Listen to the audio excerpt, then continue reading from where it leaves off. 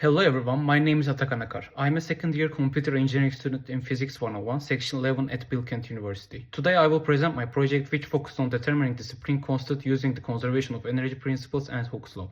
My objective is to calculate the spring constant by analyzing the motion of a puck released from a compressed spring and measuring the spring's extension under different forces. According to the conservation of mechanical energy, the potential energy stored in the compressed spring is 1 over 2 kx squared is converted into the kinetic energy of the puck, which is 1 over 2 mv squared. By using this relationship and Hooke's law, I will calculate the spring constant.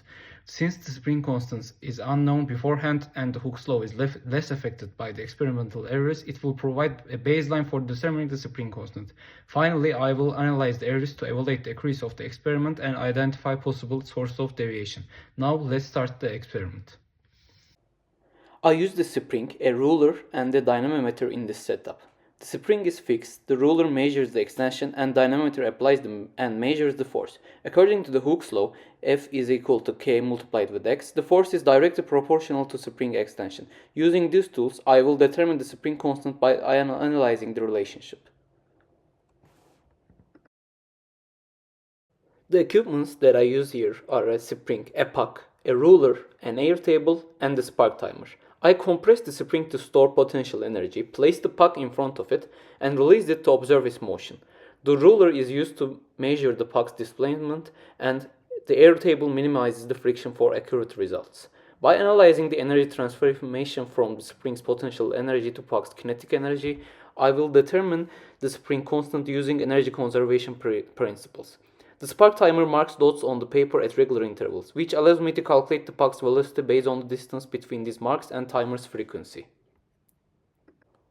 In the energy conservation experiment, the puck's displacement was measured at 4 spring compression levels with multiple trials conducted per level.